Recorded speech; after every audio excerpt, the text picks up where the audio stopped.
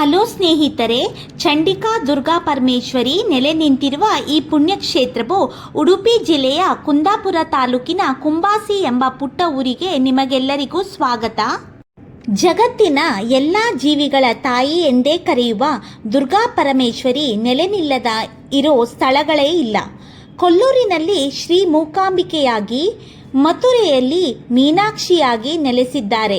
ಶೃಂಗೇರಿಯಲ್ಲಿ ಶಾರದಾಂಬೆಯಾಗಿ, ಸಿರಸಿಯಲ್ಲಿ ಮಾರಿಕಾಂಬೆಯಾಗಿ, ಹೊರನಾಡಿನಲ್ಲಿ ಅನ್ನಪೂರ್ಣೇಶ್ವರಿಯಾಗಿ, ಕಟೀಲಿನಲ್ಲಿ ದುರ್ಗಾ ಪರಮೇಶ್ವರಿಯಾಗಿ ನೆಲೆ ನಿಂತು ಭಕ್ತರನ್ನು ಕಾಪಾಡುತ್ತಿದ್ದಾಳೆ. ಬನ್ನಿ, ಇಂದಿನ ಸಂಚಿಕೆಯಲ್ಲಿ ಕುಂಬಾಸಿಯಲ್ಲಿ ನೆಲೆ ನಿಂತಿರುವ ಚಂಡಿಕಾ ದುರ್ಗಾ ಪರಮೇಶ್ವರಿ ದರ್ಶನ ಮಾಡಿ ಬರೋಣ. ಕುಂಬಾಸಿ ಎಂದ ತಕ್ಷಣ ನಮಗೆ ನೆನಪಾಗುವುದು ಶ್ರೀ ಆನೆಗುಡ್ಡೆಯ ಮಹಾಗಣಪತಿ ದೇವಸ್ಥಾನ. ಮಹಾಗಣಪತಿ ದೇಗುಲದಿಂದ ಕೇವಲ 3 ಕಿಲೋಮೀಟರ್ ದೂರದಲ್ಲಿರುವ ಚಂಡಿಕಾ ದುರ್ಗಾ ಪರಮೇಶ್ವರಿ ದೇಗುಲಕ್ಕೆ ಭೇಟಿ ನೀಡಬಹುದು.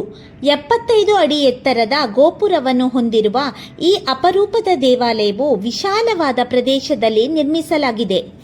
ದೇವಾಲಯವು ಮುಖಮಂಟಪ, ನಮಸ್ಕಾರ ಮಂಟಪ, ಗರ್ಭಗೃಹ ಹಾಗೂ ಪ್ರಸಾದ ಮಂಟಪಗಳನ್ನು ಒಳಗೊಂಡಿದೆ. ದೇವಾಲಯದ ಗೋಪುರದ ಮೇಲೆ ವಿವಿಧ ದೇವತೆಗಳ ಮೂರ್ತಿಯನ್ನು ಕೆತ್ತಲಾಗಿದೆ. ದೇವಾಲಯದ ಜಗಲಿಯಲ್ಲಿ ಪಲ್ಲವ ಶೈಲಿಯಲ್ಲಿ ಆನೆಗಳನ್ನು ನಿರ್ಮಿಸಿದ್ದಾರೆ. ಈ ಆನೆಗಳನ್ನು ನೋಡಿದ್ರೆ ದೇವಾಲಯದ ಸನ್ನಿಧಾನಕ್ಕೆ ಬರುವಂತೆ ಸ್ವಾಗತವನ್ನು ಮಾಡ್ತಿದ್ಯೇನೋ ಹಾಗೆ ನಮಗೆ ಕಲ್ಪನೆ ಬರುತ್ತದೆ. ಬಂಗಾರದ ಬಣ್ಣ ಲೇಪಿತವಾಗಿರುವ ವಿವಿಧ ಕಲೆಗಳ ಚಿತ್ತಾರವನ್ನು ಹೊಂದಿರುವ ಇಲ್ಲಿನ ಕಂಬಗಳು ಪ್ರಾಚೀನ ಕಲಾ ವೈಭೋಗವನ್ನು ನೆನಪಿಗೆ ಬರುವಂತೆ ಮಾಡುತ್ತದೆ. ಈ ದೇವಾಲಯದ ಪ್ರಮುಖ ಆಕರ್ಷಣೆ ಎಂದರೆ ಚಂಡಿಕಾ ದುರ್ಗಾ ಪರಮೇಶ್ವರಿ ಅಮ್ಮನವರು. ಗರ್ಭಗುಡಿಯಲ್ಲಿ ಈ ತಾಯಿಯು ಚತುರ್ಭುಜಧಾರಿಣಿಯಾಗಿದ್ದು ಬಲಗೈಯಲ್ಲಿ ತ್ರಿಶೂಲವನ್ನು ಹಿಡಿದಿದ್ದಾಳೆ, ಎಡಗೈಯಲ್ಲಿ ಚಕ್ರವನ್ನು ಹಿಡಿದಿದ್ದಾರೆ, ಇನ್ನೊಂದು ಕೈಯಲ್ಲಿ ಅಭಯ ಹಸ್ತವನ್ನು ನೀಡಿದ್ದಾರೆ, ಇನ್ನೊಂದು ಕೈಯಲ್ಲಿ ವರದ ಹಸ್ತವನ್ನು ಹಿಡಿದು ಕರುಣಾಪೂರಿತ ಕಣ್ಣುಗಳಿಂದ ಭಕ್ತರಿಗೆ ದರ್ಶನವನ್ನು ನೀಡುತ್ತಾ ಇದ್ದಾಳೆ. ಸರ್ವಾಂಕಾರ ಭೂಷಿತಳಾದ ಈ ತಾಯಿಯು ಸನ್ನಿಧಿಯಲ್ಲಿ 11 ಪ್ರದಕ್ಷಿಣೆ ಹಾಕಿದರೆ ಅವರ ಎಲ್ಲ ಇಷ್ಟಾರ್ಥ ಪ್ರಾಪ್ತಿಯಾಗುತ್ತದೆ ಎಂದು ಹೇಳಲಾಗುತ್ತದೆ. ಆದ್ದರಿಂದ ಇಲ್ಲಿ ಬರುವ ಭಕ್ತರು ತಪ್ಪದೆ 11 ಪ್ರದಕ್ಷಿಣೆ ಹಾಕಬೇಕು ಎಂಬ ಮಾತುಗಳು ಇಲ್ಲಿ ಬರುವ ಭಕ್ತರ ಮಾತಿನಲ್ಲಿ ಕೇಳಬಹುದು. ಅಗಾಧ ಭಕ್ತರಾದ ದೇವರಾಯರ ಕನಸಿನಲ್ಲಿ ಒಮ್ಮೆ ಈ ತಾಯಿ ದುರ್ಗಾ ಪರಮೇಶ್ವರಿ ಕಾಣಿಸಿಕೊಂಡು ತನಗೆ ಭಕ್ತ ಒಂದು ದೇವಸ್ಥಾನ ನಿರ್ಮಾಣ ಮಾಡು ಎಂದು ಹೇಳಿದರಂತೆ. ಹೀಗಾಗಿ ದೇವರಾಯರು ಮಹಾಕಾಳಿ, ಮಹಾಲಕ್ಷ್ಮಿ, ಮಹಾಸರಸ್ವತಿ ಅಂಶವಾದ ಚಂಡಿಕಾ ದುರ್ಗಾ ಪರಮೇಶ್ವರಿ ಅಮ್ಮನವರಿಗೋಸ್ಕರಲೇ ಸುಂದರವಾದ ದೇವಸ್ಥಾನ ನಿರ್ಮಾಣ ಮಾಡಿದ್ದಾರೆಂದು ಹೇಳಲಾಗುತ್ತದೆ. ಈ ದೇವಸ್ಥಾನದಲ್ಲಿ ಪ್ರತಿ ತಿಂಗಳು ಮೂಲಾ ನಕ್ಷತ್ರದಂದು ಚಂಡಿಕಾ ಹೋಮವನ್ನು ಮಾಡಲಾಗುತ್ತದೆ.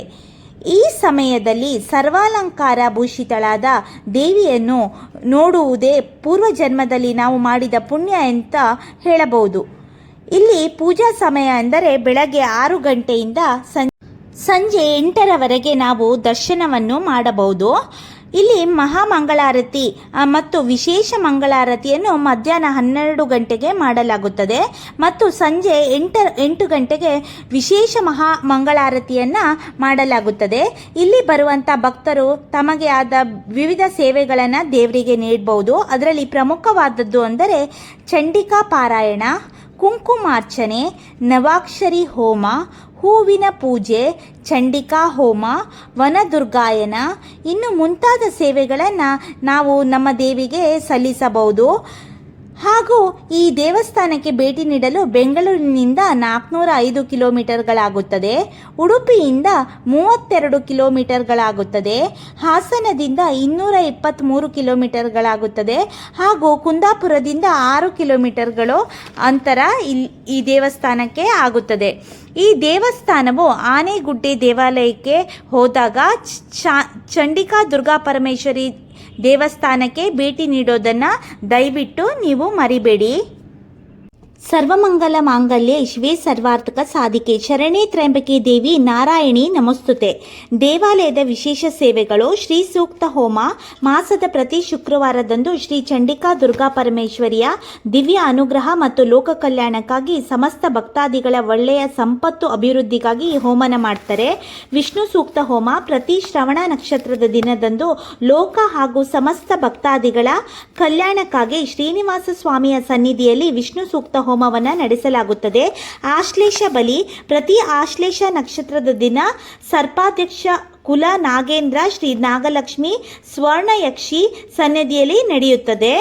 ಪ್ರತಿನಿತ್ಯ ವೇದ ಪಾರಾಯಣ ನಡೆಯುತ್ತದೆ. ಶ್ರೀ ದೇವಿ ಸ್ತೋತ್ರ ಪಾರಾಯಣ ಪ್ರತಿದಿನ ರಾತ್ರಿ ಮಹಾಮಂಗಳಾರತಿಯ ನಂತರ ದೇವಿ ಸ್ತೋತ್ರ ಪಾರಾಯಣ ಹಾಗೂ ದೇವ ಪಾರಾಯಣದ ಕ್ಷಮಾಪಣಾ ಸ್ತೋತ್ರ ಪಾರಾಯಣ ನಡೆಯುತ್ತೆ. ಪ್ರತಿ ಪಕ್ಷದ ಚತುರ್ಥಿಯಂದು ಮಹಾಗಣಪತಿ ಅನುಗ್ರಹಕ್ಕೋಸ್ಕರ ಸಮಸ್ತ ಭಕ್ತಾದಿಗಳ ಧರ್ಮ ಕಾರ್ಯದ ನಿರ್ವಿಘ್ನಕ್ಕೋಸ್ಕರ ಈ ಹೋಮವನ್ನು ನಡೆಸಲಾಗುತ್ತದೆ. ನೀವು ಕುಂಬಾಸಿಗೆ ಆನೆಗುಡ್ಡೆ ಟೆಂಪಲ್ಗೆ ಬಂದಾಗ ಈ ದೇವಸ್ಥಾನಕ್ಕೆ ಭೇಟಿ ಕೊಡೋದನ್ನು ಮರಿಬೇಡಿ. Thank you.